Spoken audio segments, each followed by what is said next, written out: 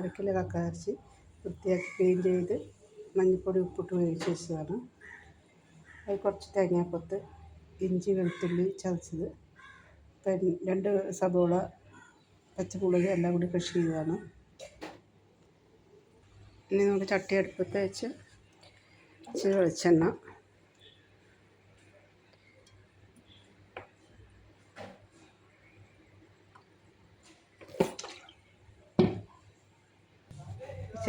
ഒഴിച്ച് അതിലേക്ക് ഒരു ശകലം കടുകിട്ട്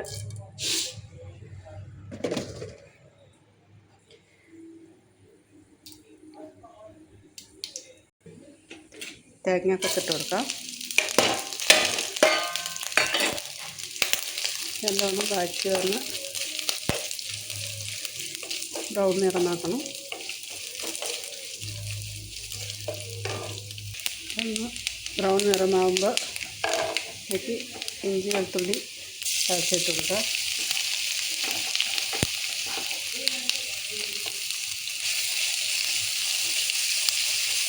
വന്നിട്ട് ഇതിലേക്ക് നമുക്ക് സവാളയും പച്ചമുളകും ചതച്ചിട്ട് കൊടുക്കാം.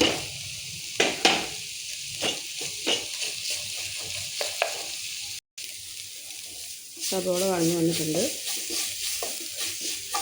ഇതിലേക്ക് നമുക്ക് കരിവേപ്പില ഉണ്ടെങ്കിൽ ഇട്ട് കൊടുക്കാം. എൻ്റെ കരിവേപ്പില ഇല്ലാത്തതുകൊണ്ട് കരിവേപ്പില ഇടുന്നില്ല.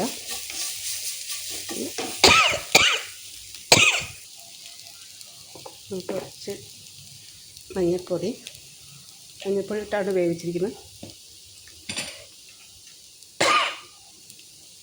ശകലം മുളക് പൊടി, 1 സ്പൂൺ മുളക് പൊടി, ശകലം കുരുമുളക് പൊടി,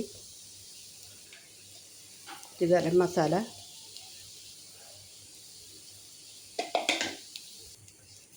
എല്ലാം കൂടി ഇട്ടൊന്ന് മൂപ്പിക്കുക. ചെറുതായി മൂപ്പിച്ച് വരുമ്പോൾ നമുക്ക് കക്ക ഇട്ട് കൊടുക്കാം. നമുക്ക് കക്ക ഇട്ട് കൊടുക്കാം.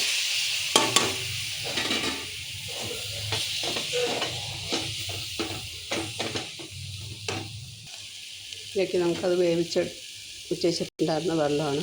വെള്ളം കൂടി ഒഴിച്ച് കൊടുക്കാം. മസാലയ്ക്കൊന്ന് പിടിക്കട്ടെ.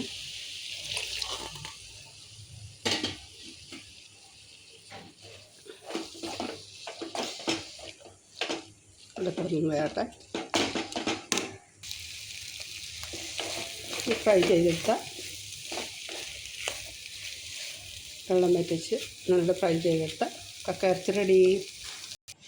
ഇപ്പം നമ്മുടെ കക്ക ഇറച്ചി, സൂപ്പറായ കക്ക ഇറച്ചി റെഡി. തിന്നുകൊണ്ട് നോക്കിയാൽ നല്ല ടേസ്റ്റാണ്.